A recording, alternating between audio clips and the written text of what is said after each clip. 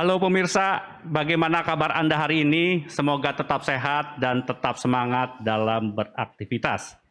Selalu ingat pesan Ibu.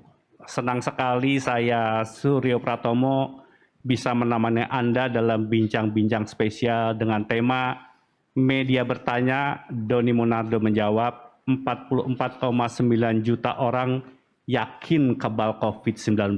Apa yang harus kita lakukan? Acara ini disiarkan secara langsung dari Media Center Satuan Tugas Penanganan COVID-19 Graha BNPB Jakarta. Kita sama-sama ketahui Badan Pusat Statistik belum lama ini mengeluarkan hasil survei bulan September yang menemukan 17% orang Indonesia yakin tidak akan terpapar COVID-19. Angka tersebut setara dengan 44,9 juta orang dari jumlah penduduk Indonesia saat ini sekitar 270 juta orang. Keyakinan yang keliru ini tentu sangat membahayakan, apalagi bila melihat statistik bahwa 85% penderita COVID-19 masuk dalam kelompok orang tanpa gejala atau OTG. Komunikasi keduanya sungguh akan menjadikan OTG sebagai pembunuh dalam diam bila mereka menularkan kepada orang-orang yang punya penyakit bawaan atau komorbid. Komorbid seperti hipertensi, diabetes, dan jantung memiliki resiko fatal bila terjangkit COVID-19. Jadi, tidak ada pilihan lain bagi kita untuk menghentikan penularannya dengan cara mengubah perilaku sesuai protokol kesehatan. Dan telah hadir bersama saya di studio bersama ini, Letnan Jenderal TNI Doni Monardo, Ketua Satuan Tugas Penanganan COVID-19. Pak Doni, apa kabar Pak Doni? Kabar baik Pak Tommy. Pak Doni, kelihatan baru kembali dari daerah. Minggu lalu saya dengar Bapak berkunjung ke wilayah barat Indonesia, Kepulauan Riau, Sumatera Utara, Aceh. Minggu ini Bapak melakukan kunjungan ke 4 provinsi, Gorontalo, Sulawesi Utara, Papua, di Kepulauan Biak, dan ke Bali. Apa yang Bapak tangkap dalam perjalanan ke timur dan ke barat Indonesia ini, Pak? Terima kasih Pak Tommy. Para pemirsa sekalian, perlu saya jelaskan bahwa tugas saya selaku Ketua Gugus Tugas mendapatkan instruksi dari Bapak Presiden Jokowi untuk memperhatikan seluruh wilayah nasional kita, terutama daerah-daerah yang memiliki potensi terjadinya peningkatan. Minggu lalu kami berkunjung ke Sumatera Utara dan juga ke Aceh, dan kami berdiskusi untuk langkah-langkah penanganan yang lebih efektif. Kemudian minggu ini kami berkunjung ke 4 provinsi, yaitu Gorontalo, Sulawesi Utara, Pulau Biak, dan juga Bali. Nah, khusus untuk Biak, dalam beberapa hari terakhir terjadi peningkatan. Kemudian juga fasilitas kesehatannya sangat terbatas. Selama ini Biak dan juga Kepulauan Yapen, Provinsi Yapen, termasuk Waropen, itu harus menuju ke Jayapura untuk melakukan pengobatan. Tetapi dengan diresmikannya rumah sakit darurat daerah Biak, maka telah tersedia 40 tempat tidur untuk perawatan dan juga 10 tempat tidur untuk ruang ICU. Jadi intinya pemerintah pusat sangat memberikan perhatian kepada seluruh daerah yang memerlukan bantuan dari pemerintah pusat sesuai dengan arahan dari Bapak Presiden Jokowi, dan khususnya lagi daerah-daerah yang memang mengalami peningkatan dalam beberapa bulan terakhir. Demikian Pak Tommy. Saya mendengar kabar Pak Bupati Heri Aryo Naab itu begitu bersukacita, bahkan masyarakatnya menyambut Bapak dengan begitu antusias. Mengapa mereka begitu antusias dan kemudian berterima kasih Pak Doni? Jadi Pak Tommy begini, pada bulan sekitar April dan juga Mei itu Pak Bupati, Pak Heri Aryo Naab mengirimkan pesan WhatsApp kepada saya menjelaskan tentang kesulitan mereka mengingat sudah terdapat beberapa pasien COVID tetapi harus dikirim ke Jayapura. Sementara fasilitas yang ada pun sangat-sangat terbatas. Kemudian beliau minta bantuan untuk bisa dibuatkan rumah sakit darurat untuk penanganan COVID. Dan biasanya kami dari Satgas, dari BNPB, selalu berkoordinasi dengan Kementerian PUPR. Dan saya melaporkan hal ini juga kepada Bapak Menteri PUPR dan juga berkoordinasi dengan Bapak Menteri Kesehatan. Sehingga dalam waktu yang tidak lama, pembangunan bisa dikerjakan oleh adikarya, kemudian juga fasilitas alat-alat kesehatan dibantu oleh Bapak Menteri Kesehatan, sehingga lengkap semuanya. 40 unit tempat tidur untuk isolasi dan 10 unit ruang ICU sudah bisa beroperasi. Dan tentu ini merupakan suatu hal yang menggembirakan bagi Bupati, karena beliau sebagai Ketua Gugus Tugas Kabupaten punya tanggung jawab untuk memberikan perawatan terbaik kepada masyarakatnya. Baik, Pak Doni, kembali ke tema yang ingin kita bahas pada sore hari ini, Pak Doni. Ada survei dari BPS berkaitan dengan perilaku masyarakat kita. Mereka katanya tidak terlalu peduli pada COVID. Seperti apa sebetulnya, Pak Doni, kondisinya? Baik, Pak Tommy. Jadi sebenarnya survei awal sudah pernah dilakukan oleh Balit Bangkes Kementerian Kesehatan pada bulan Juli yang lalu, di mana ada 5 provinsi yang berada pada posisi yang tinggi tingkat keyakinan masyarakat tidak terpapar COVID, yaitu yang pertama adalah DKI dengan angka 30%, kemudian Jawa Timur 29%, lantas Jawa Tengah 18%, kemudian Jawa Barat 16%, dan Kalimantan Selatan 14%. Nah, tetapi data yang terakhir yang berhasil dihimpun oleh Badan Pusat Statistik, ternyata secara nasional masih ada 17% warga negara kita yang merasa yakin dan sangat tidak yakin atau sangat tidak mungkin akan terpapar COVID-19. Angka 17% ini sangat-sangat tinggi karena 17% dari 270 juta jiwa warga negara kita itu setara dengan 44,9 juta orang. Saya ulangi, 44,9 juta orang merasa yakin dan sangat yakin tidak terpapar COVID. Nah, ini adalah sebuah tantangan yang harus kita hadapi. Nah, kenapa ini terjadi? Mungkin faktor pertama adalah karena masalah sosialisasi. Masih banyak masyarakat yang belum mendapatkan informasi yang utuh tentang COVID ini. Demikian, Pak Tommy. Jadi sekarang yang diupayakan adalah bagaimana kemudian mengedukasi masyarakat untuk tahu bahwa COVID-19 ini bukan rekayasa, bukan konspirasi, dan kasusnya sudah menimpa Perdana Menteri Inggris, Presiden Amerika ya Pak Doni ya? Betul sekali. Pak Doni, apalagi yang perlu kemudian masyarakat lakukan, Pak? Saya dengar Bali juga tergolong yang cukup tinggi. Apa yang Bapak sampaikan pada Gubernur Bali dan masyarakat Bali, Pak, dalam konteks mereka tidak yakin akan bisa tertular COVID ini? Baik, Pak Tommy. Jadi Bali termasuk urutan ke-11 dari 34 provinsi yang masyarakatnya merasa yakin tidak terpapar COVID. Peringkat pertama itu adalah Maluku dengan angka 20 berapa ya? Kurang begitu jelas saya. Coba dibesarkan sedikit. 29%, Pak. 27, ulangi, 9, Pak. 29%, ya. 29% adalah Maluku. Kemudian yang kedua, peringkat kedua adalah Sulut. Sulawesi Utara dengan posisi 27,66%. Lantas Bali berada pada urutan 11 ya, yaitu pada posisi 20,78%.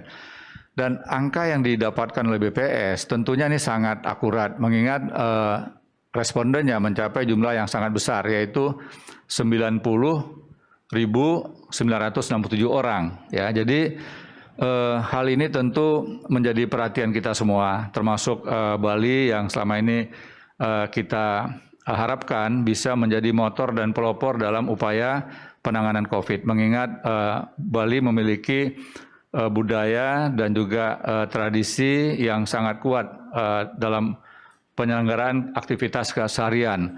Dan kita sengaja menyampaikan pesan kepada Bapak Gubernur Bali untuk melibatkan lebih banyak lagi komponen masyarakat. Karena semakin masyarakat diikutsertakan dalam penanganan COVID ini, maka secara langsung akan meningkatkan kesadaran.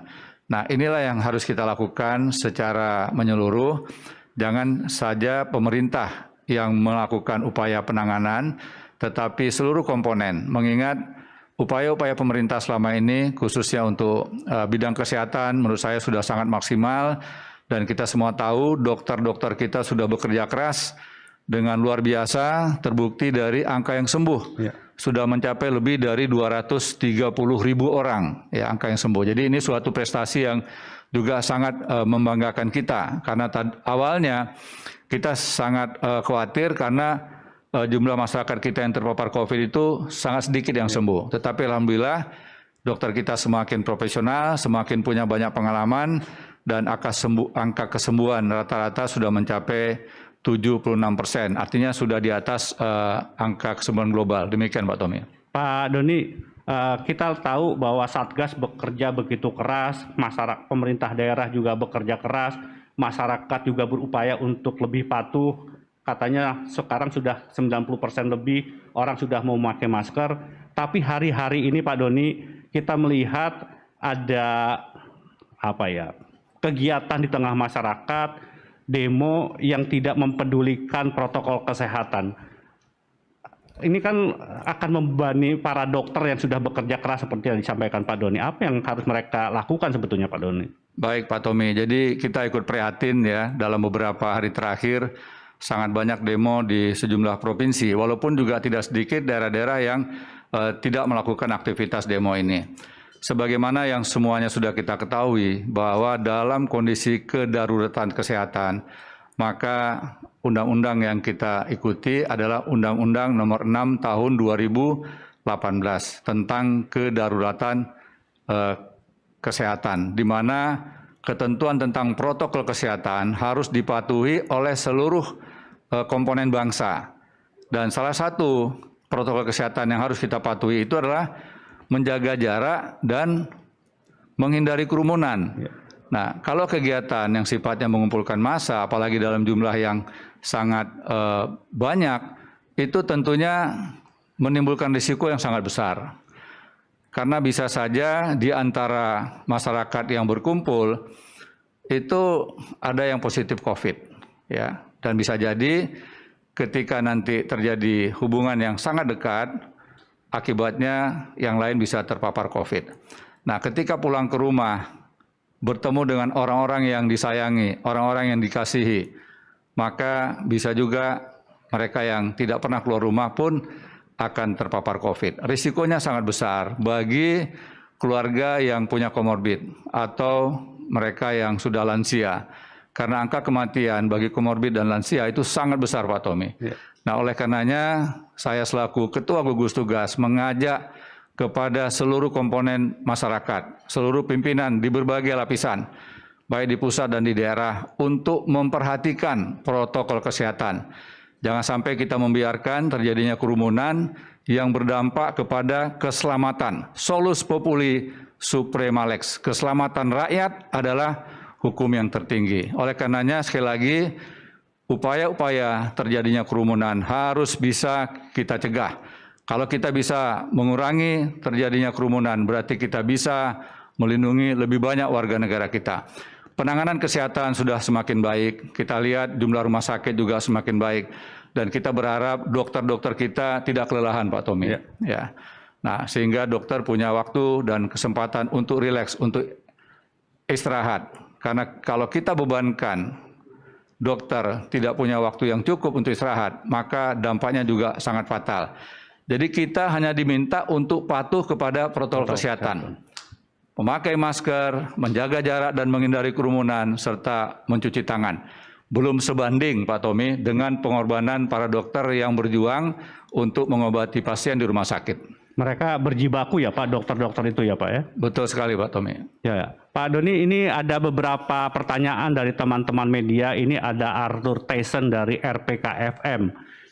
Dia menanyakan masih banyak informasi yang tidak akurat alias hoax yang tersebar, membuat rakyat jadi bingung atau cuek soal COVID-19.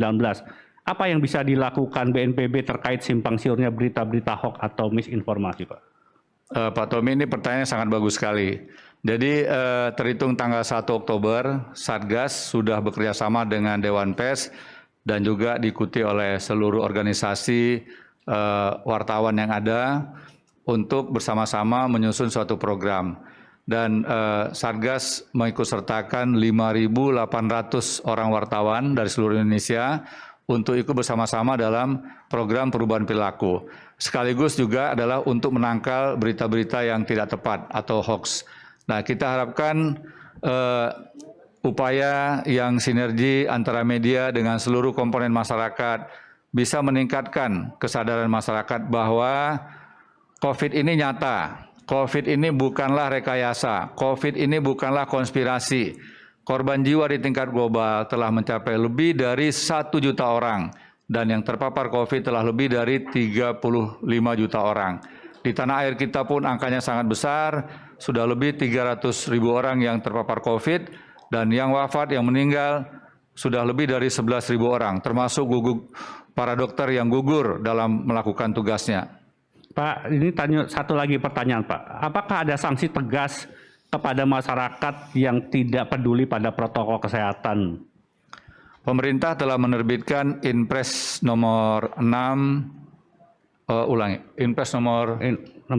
Nomor 6 ya, tahun 2020 ya, terkait dengan masalah sanksi bagi mereka yang melanggar. Jadi aparat kepolisian dan juga Satpol PP telah diberikan kewenangan untuk memberikan sanksi bagi mereka yang melanggar.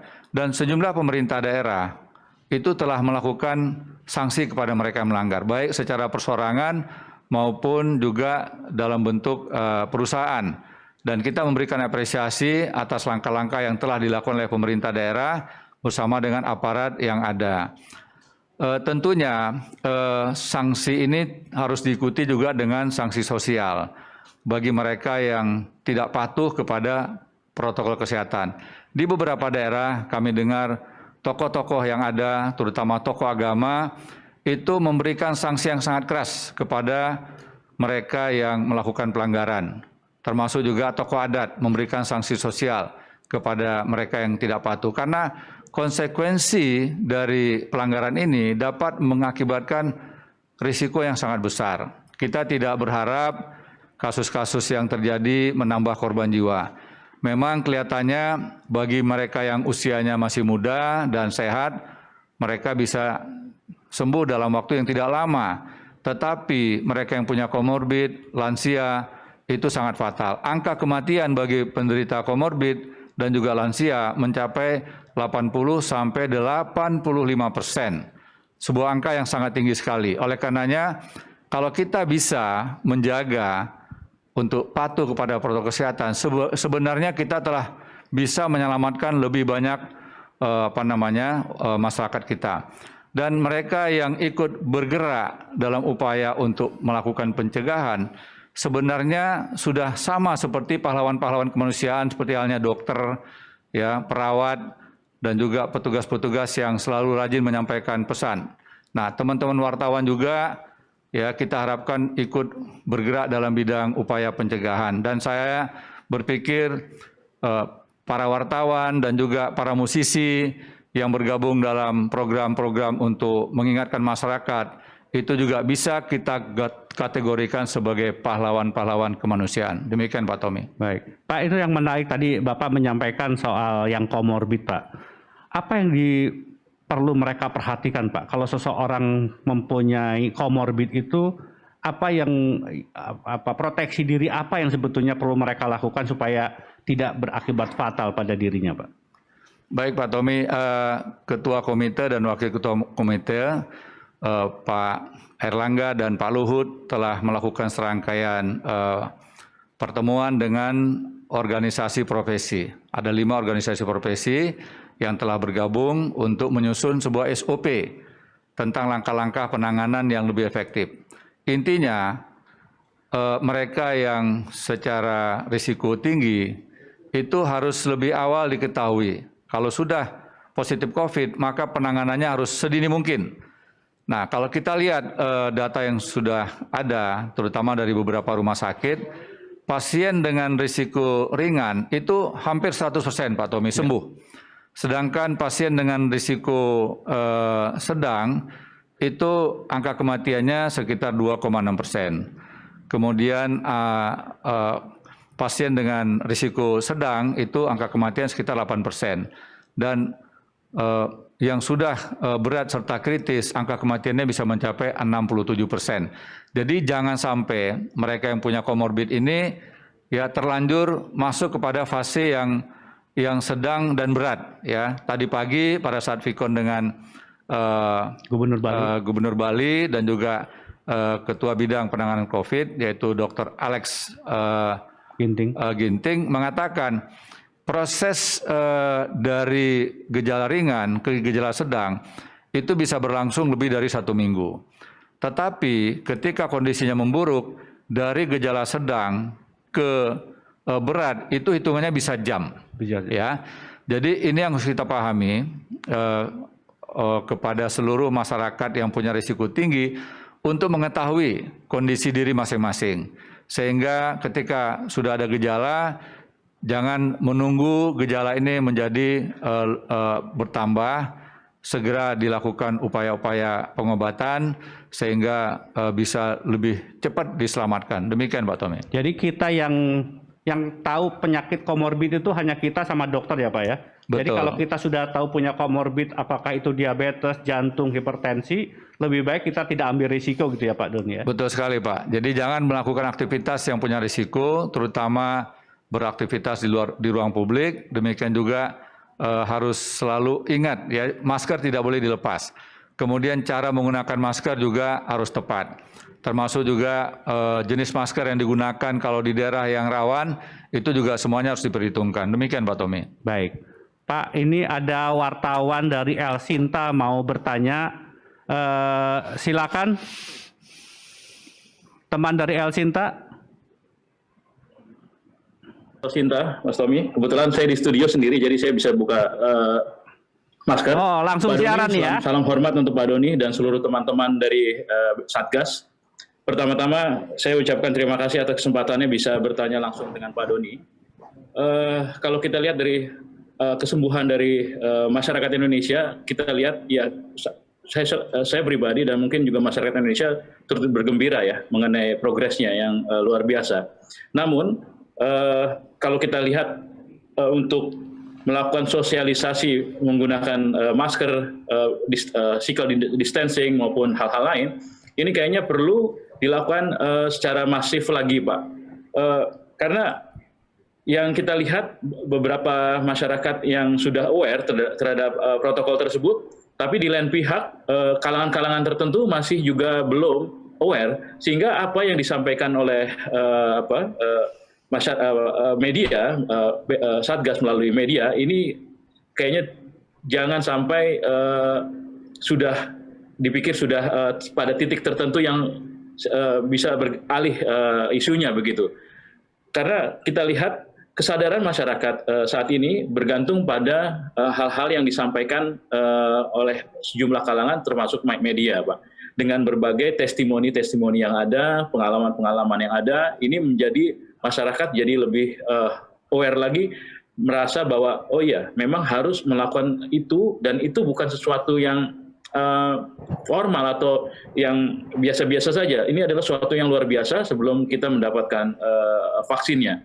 Itu yang pertama, Pak. Terus yang kedua, saya yakin sekali ketika masyarakat ingin melakukan tes sendiri berkaitan dengan kesehatannya, kami juga sudah cukup gembira kalau tidak salah sudah ada patokan harga yang dirilis oleh pemerintah mengenai berapa harga yang harus dikeluarkan di setiap rumah sakit. Namun ini perlu digelorakan juga bahwa sebenarnya tes di puskesmas, tes di tempat-tempat pemerintah ini bisa ditanggung oleh pemerintah sehingga rasanya tidak perlu bayar, namun informasi ini perlu diakselerasi lebih kuat lagi, Pak, agar masyarakat tahu bahwa kalau di puskesmas itu bisa ditreatment mungkin secara baik dan gratis begitu.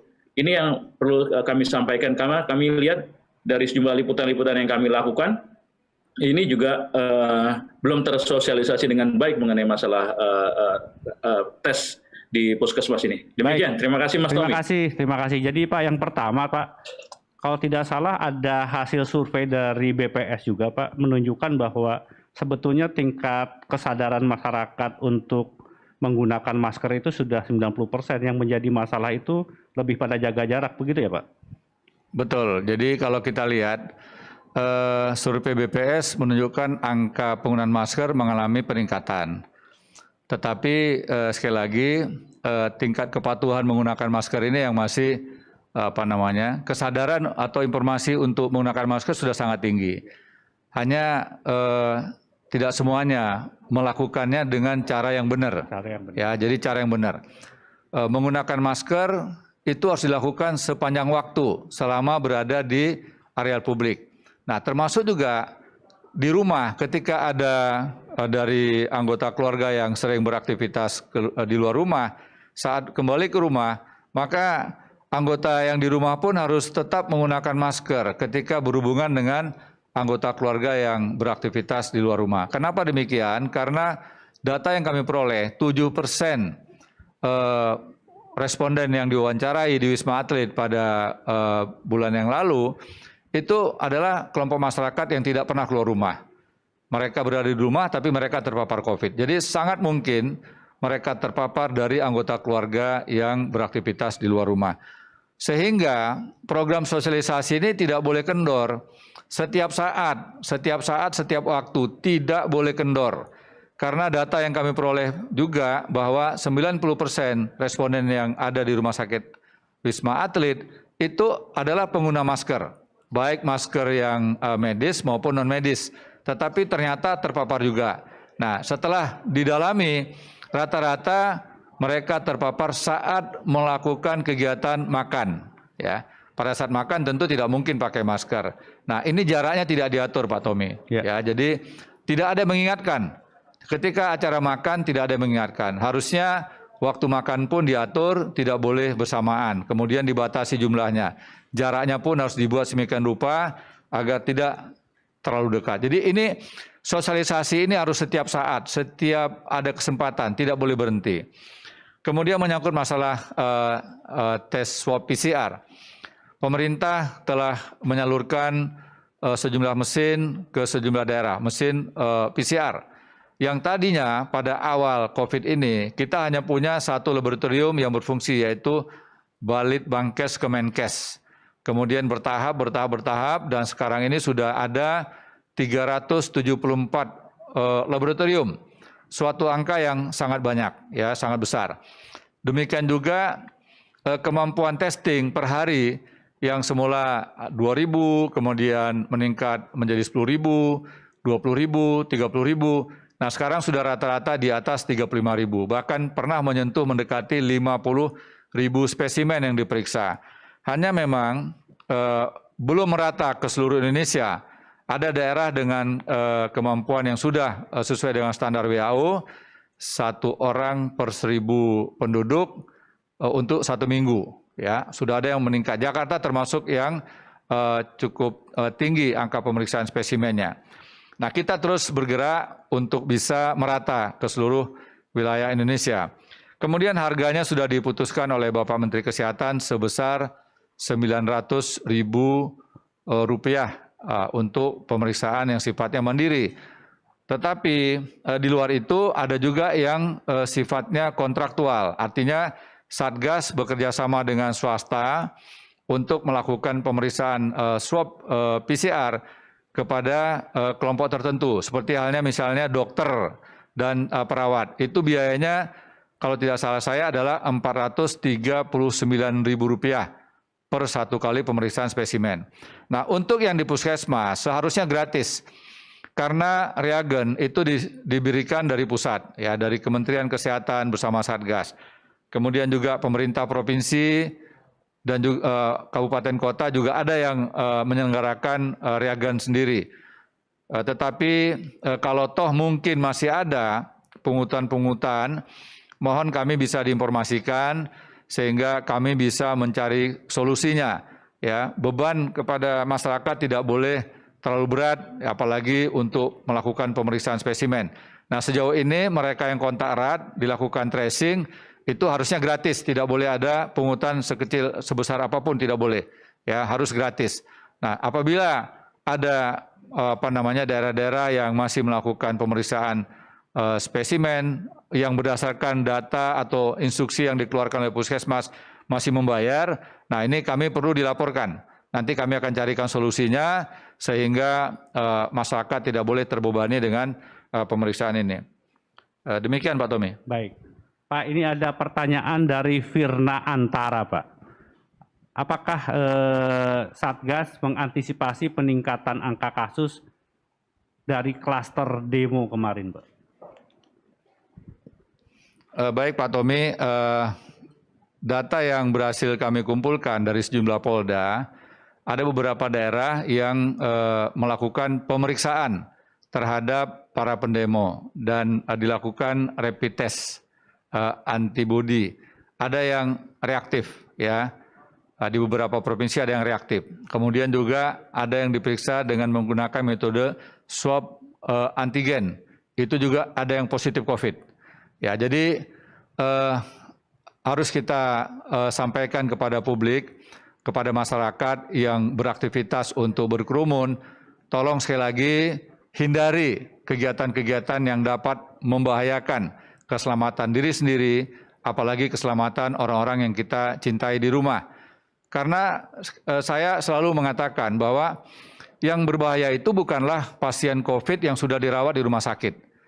Kalau pasien COVID yang telah dirawat di rumah sakit bisa kita hindari, tetapi pasien mereka yang sudah terkonfirmasi positif, namun belum dilakukan pemeriksaan dan mereka adalah tanpa gejala atau OTG. Nah, kelompok OTG ini sekali lagi saya katakan adalah silent killer, adalah pembunuh potensial. Ketika mereka pulang ke rumah, mereka tanpa sadar, tanpa sengaja, lantas bisa menulari keluarga yang lain, dan apalagi keluarga tersebut punya risiko yang tinggi, yaitu punya komorbid dan juga lansia, maka sangat fatal.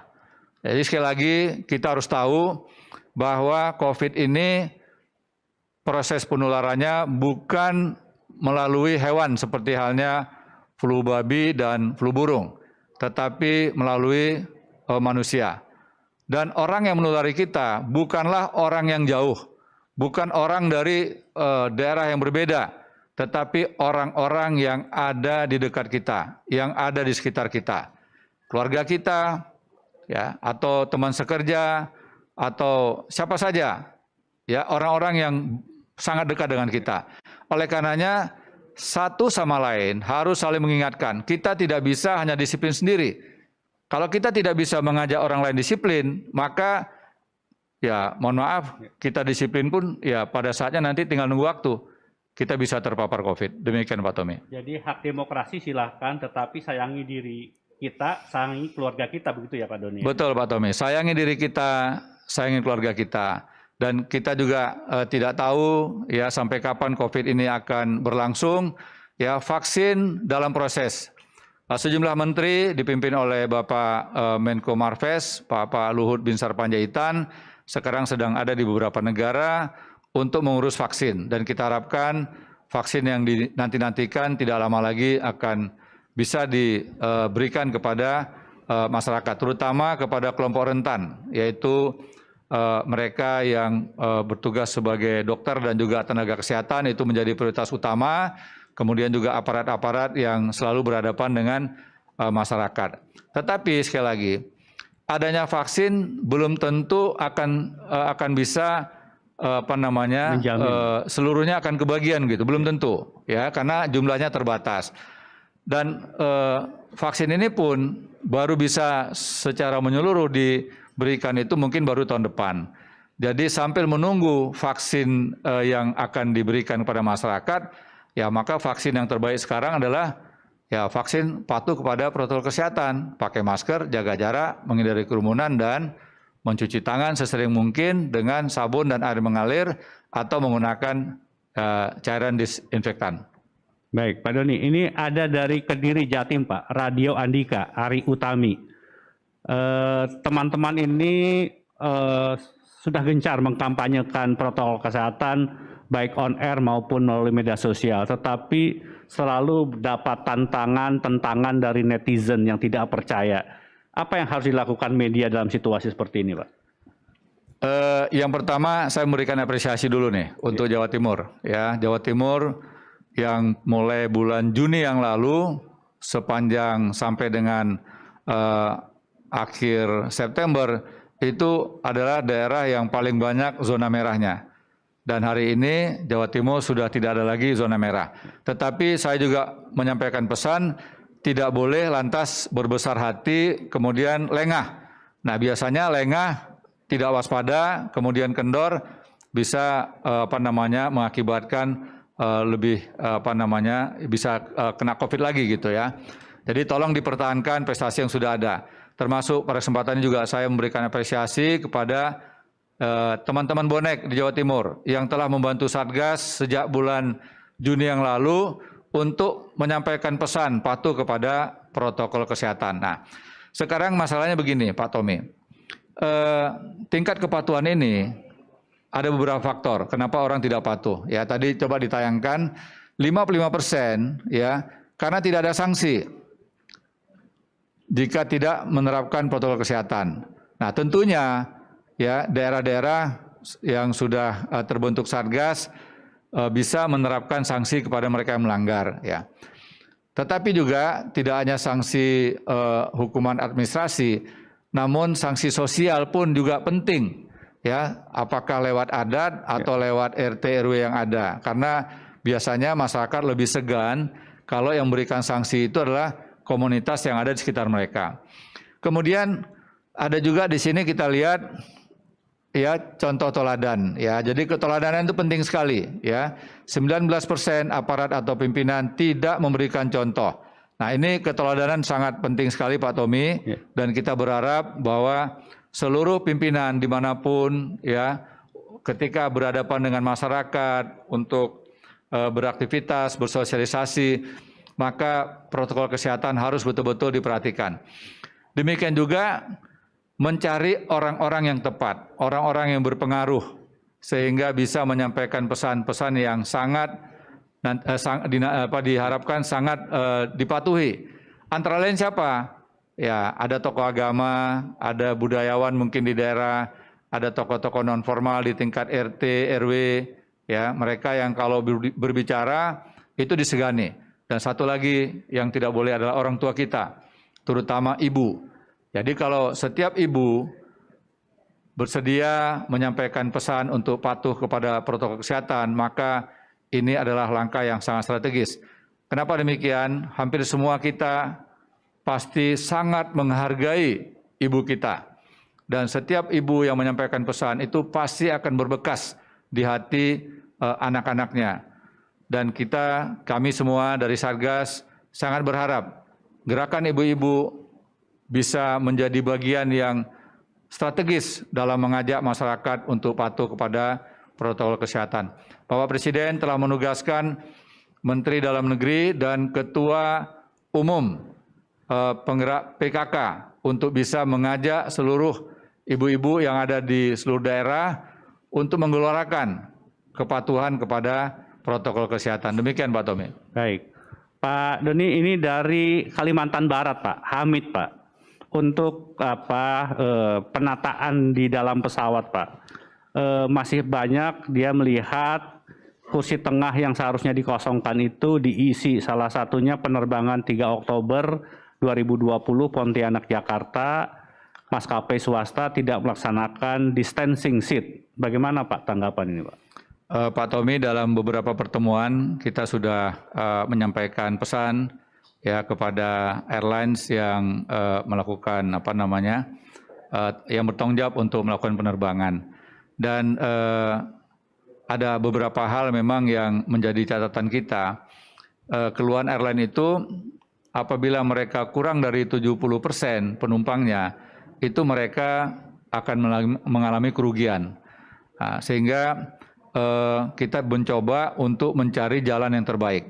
Ya, tetap 70%, tetapi penumpang diminta untuk bisa meningkatkan proteksi, terutama menggunakan masker. Selama penerbangan, jangan melepas masker. Kemudian masker yang digunakan juga masker yang punya standar yang cukup bagus untuk menangkal COVID. Ya. Bukan berarti terus kita memilih-milih masker, tidak. Ya, semua masker pasti bermanfaat. Hanya kapan menggunakan masker kain, kapan kita harus menggunakan masker yang mungkin lapisannya lebih banyak untuk supaya kita bisa lebih terproteksi, lebih terlindungi, termasuk juga mungkin penggunaan masker medis gitu ya. Nah, masker medis pada awal-awalnya memang tidak dianjurkan karena masker medis diharapkan hanya untuk para dokter dan tenaga kesehatan. Tetapi sekarang ini masker medis sudah semakin banyak diproduksi dan harganya pun sudah relatif semakin murah. Jadi mudah-mudahan bisa lebih terjangkau kepada masyarakat. Demikian juga pemerintah daerah telah sangat banyak memberikan masker kepada masyarakat. Nah, jadi kembali kepada apa namanya Distancing seat, Pak. Distancing seat di tiap-tiap pesawat. Kami dari Satgas akan mencoba kembali untuk mengingatkan kepada airlines dan juga perusahaan-perusahaan penerbangan yang yang mengelola pengaturan seat di dalam pesawat. Dan kita yakin kalau protokol kesehatan ini bisa diterapkan dengan baik, kemudian juga airlines bisa mengatur posisi tempat duduknya dengan baik juga, dan tentunya juga kita tidak ingin airlines juga rugi. Ya. Jadi angka 70% atau 75% dari kapasitas penumpang, mungkin ini adalah salah satu cara yang terbaik. Ya, satu sisi airline tidak rugi, di sisi lain juga masyarakat bisa terjamin keselamatannya dan juga masalah perasaan. Jadi kalau sudah kita berada dalam pesawat, kita bersama dengan orang lain, mungkin kita juga merasa khawatir. Tetapi kalau seandainya kita terbang dengan keluarga sendiri, ya bersebelahan, saya rasa mungkin itu relatif lebih aman. Demikian. Baik. Pak, ini ada Rafiq dari iRadio Jakarta. Mas Rafiq, apa kabar Mas Rafiq? Mas Rafiq bisa menyampaikan langsung pertanyaannya kepada Pak Doni? Ya, terima kasih Mas Tommy atas kesempatannya. Terima kasih Pak Doni. Salam sehat dulu buat Pak Doni dan Pak Tommy. Ada satu pertanyaan, Pak. Usul saya, orang-orang yang merasa dirinya kebal dan yakin tidak akan tertular COVID itu, kita jadikan relawan saja di Wisma Atlet. Kita kasih tugas mengganti spray, memandikan pasien yang sudah positif COVID, dan kemudian membersihkan limbah yang ada di Wisma Atlet. Dengan demikian, para dokter, perawat, dan tenaga kesehatan bisa istirahat sejenak. Kita biarkan orang-orang yang kebal itu untuk mengambil alih sementara tugas-tugas tenaga kesehatan. Kemudian yang kedua pertanyaan adalah, adakah sanksi tegas untuk pagar yang makan tanaman, untuk tongkat yang membawa rebah? Seringkali kita melihat justru pejabat publik yang melakukan pelanggaran atas protokol kesehatan. Masih ke kafe, masih karaoke, masih bikin pesta kawinan, masih bikin pesta sunatan, buka panggung wayang, mengundang artis dangdut, gitu. Nah, sanksi apa selama ini yang diberikan oleh pemerintah kepada justru pejabat yang memberikan contoh?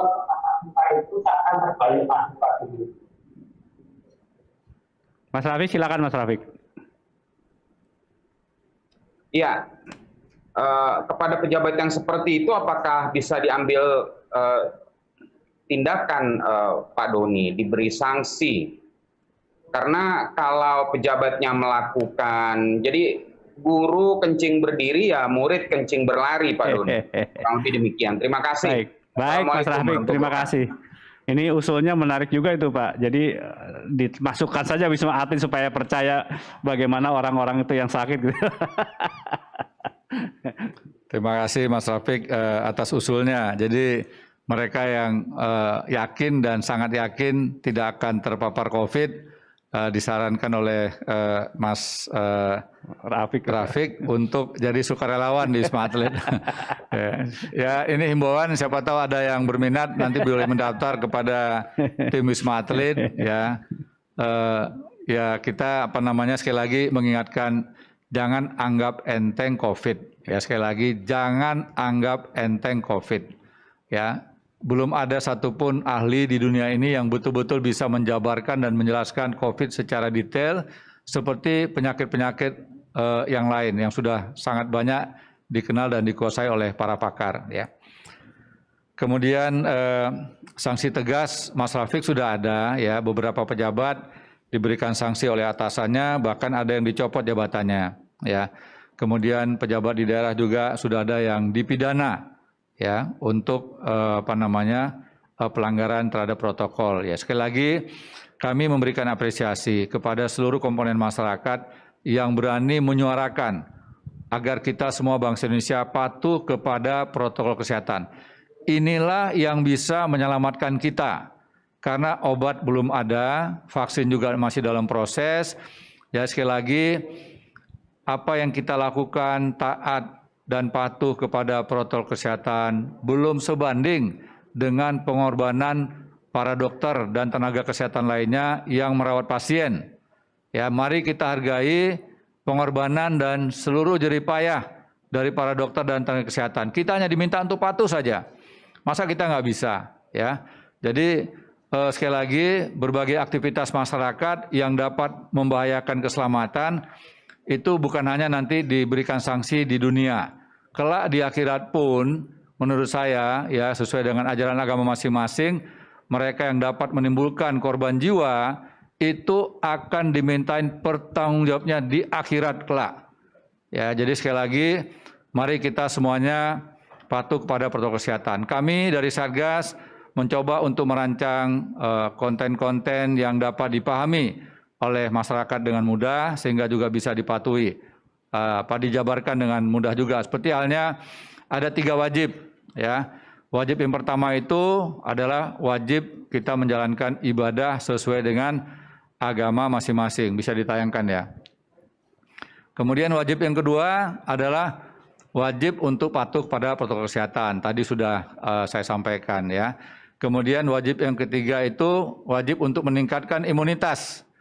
Ya, itu wajib olahraga, istirahat teratur, kemudian tidak boleh panik, harus gembira, dan juga memakan makanan yang bergizi serta meminum vitamin. Nah, kalau 3 wajib ini ya bisa kita penuhi, ya kita beriman sesuai dengan kepercayaan dan keyakinan masing-masing, kita memproteksi diri untuk melindungi diri kita dari ancaman COVID, ya dengan patuh pada protokol kesehatan dan juga meningkatkan imunitas kita, maka ini adalah strategi yang paling ampuh selama vaksin belum ada dan obatnya juga belum ditemukan. Demikian Pak Tommy. Baik. Pak Doni, ada pertanyaan dari Sigit Radio Susi FM. Apa ada langkah antisipasi yang dilakukan mengingat beberapa bulan lagi kita akan menghadapi pilkada serentak agar masyarakat patuh terhadap protokol kesehatan, terutama tim sukses ataupun dari calon kepala daerahnya itu sendiri? Baik, Mas Sigit, dalam 2 minggu terakhir ada fenomena yang unik ya.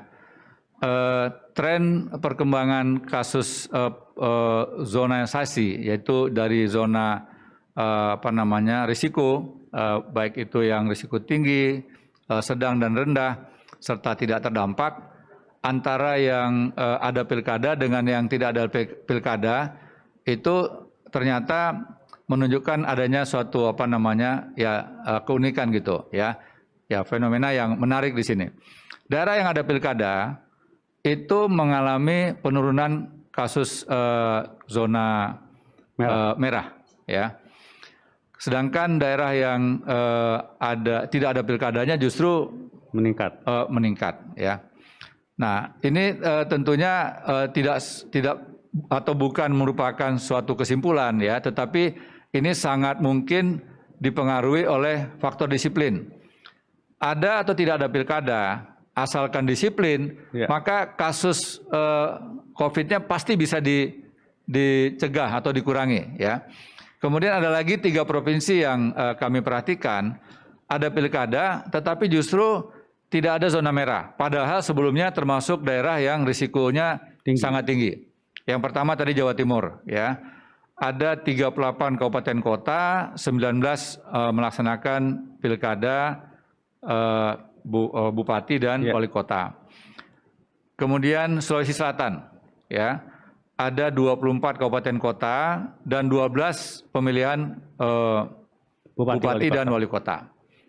Kemudian ada lagi Sulawesi Utara, ya, Sulawesi Utara itu 15 kabupaten kota, kalau tidak salah 7 atau 8 itu ada pemilihan bupati, wali kota dan juga gubernur, ya, dan juga gubernur. Artinya kalau pemilihan gubernur berarti seluruh kabupaten kota ikut terlibat. Nah, Sulawesi Utara itu yang tadinya ada zona merah, ya, kemudian berubah menjadi zona orange.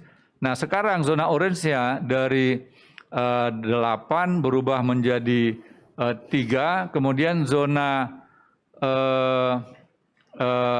kuningnya atau zona rendah yang semula ada 3 menjadi 7. Ya, saya ulangi, zona orange-nya tadinya 12 turun ke 8, kemudian zona kuningnya yang semula 3 nambah jadi 7, jadi tambahnya 4, ya. Nah, ini adalah fenomena yang menarik. Ya, ada daerah yang pilkada tetapi mampu mengendalikan kasus. Sementara ada daerah yang tanpa pilkada justru mengalami peningkatan kasus, ya. Ada beberapa provinsi yang tanpa pilkada tapi kasusnya tinggi, ya.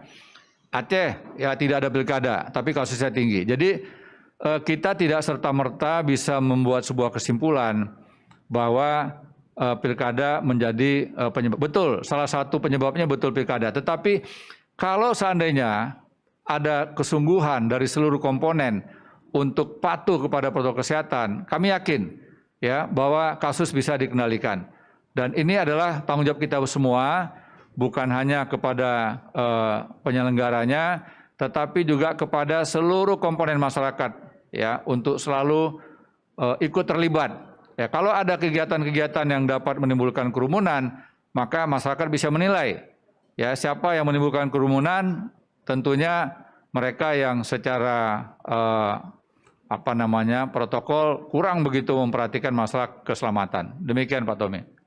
Pak Doni, sebelum kita mengakhiri diskusi Pak, ini di ruangan ini Pak, Bapak melakukan protokol kesehatan sangat ketat. Kita jaga jarak, semua kita menggunakan hand sanitizer, mic-nya juga dibersihkan selalu. Apa pesan Bapak kepada masyarakat supaya kemudian melakukan hal yang sama di rumah masing-masing? Baik Pak Tommy, pesan saya kembali kepada masalah disiplin. Ya, jadi obat belum ada, vaksinasi dalam proses, disiplin adalah kunci utama kita untuk bisa selamat. Ya, kita disiplin saja, belum tentu kita berhasil terhindar dari COVID. Karena COVID ini menyerang kita ya selama 24 jam tanpa henti. Kita lalai sedikit saja, bisa kita terpapar. Dari mana? Dari banyak cara. Salah satu faktornya adalah tangan kita yang biasanya refleks tidak sengaja menyentuh sesuatu, kemudian memegang masker kita. Kemudian tanpa kita sengaja juga mungkin menyentuh wajah kita, mata kita, ya. Padahal berdasarkan pengetahuan yang kita peroleh dari pakar epidemiologis, pakar kesehatan masyarakat, salah satu penyebabnya adalah tangan kita yang telah menyentuh droplet dari penderita COVID, kemudian memegang bagian tertentu di wajah kita, mata, hidung, dan mulut, secara langsung kita bisa terpapar. Ya. Jadi sekali lagi, disiplin harga mati. Ya, kemudian juga mematuhi protokol kesehatan adalah hal yang tidak bisa ditawar-tawar. Kalau seluruh kita bisa taat dan patuh kepada protokol kesehatan, bangsa kita akan segera dapat mengendalikan COVID. Kita tidak tahu COVID ini sampai kapan. Oleh karenanya, kita harus mampu beradaptasi. COVID-nya tetap ada, kita tetap selamat, kita tidak boleh terpapar COVID dan juga tidak boleh ada aktivitas yang dapat menimbulkan PHK, menimbulkan penutupan perusahaan-perusahaan tidak boleh terpapar COVID dan tidak boleh terkapar oleh PHK. Demikian Pak Tommy. Baik, terima kasih Pak Doni. Kita sudah di penghujung acara. Terima kasih kepada semua media yang telah menyampaikan pertanyaannya. Mudah-mudahan bincang sore hari ini bisa bermanfaat untuk kita semua. Terakhir tentunya jangan lupa para pemirsa untuk selalu memakai masker, menjaga jarak dan menghindari kerumunan, serta mencuci tangan pakai sabun dengan air yang mengalir. Ingat pesan Ketua Satgas Penanganan COVID-19 Bapak Doni Monardo, apa yang kita lakukan agar disiplin dan patuh memakai masker, menjaga jarak dan menghindari kerumunan, serta mencuci tangan belum sebanding dengan beratnya perjuangan dokter dan tenaga kesehatan yang merawat pasien di rumah sakit. Begitu ya Pak Doni ya? Betul sekali Pak Tommy. Jadi kita harus membantu dokter-dokter itu dengan kita mendisiplinkan diri kita, menerapkan protokol kesehatan, dan dengan itulah kita akan meringankan tugas para dokter. Sangat betul. Ya, itu yang menjadi kampanye kita dan itu yang dilakukan oleh Satgas juga ya Pak ya? Betul sekali Pak. Baik. Jadi kita harus sayang dengan dokter kita, jumlah dokter kita terbatas, dokter secara total jumlahnya kurang dari 200.000, dokter spesialis kita kurang dari 36.000, dan dokter paru kita kurang dari 2.000 orang. Jadi kehilangan satu dokter adalah kehilangan buat bangsa kita. Oleh karenanya mari kita lindungi para dokter kita dengan cara kita patuh kepada protokol kesehatan. Baik. Saya akhiri talk show kita sore hari ini. Saya Surya Pratomo bersama tim yang bertugas dan pembicara pamit undur diri. Selamat sore dan sampai berjumpa kembali.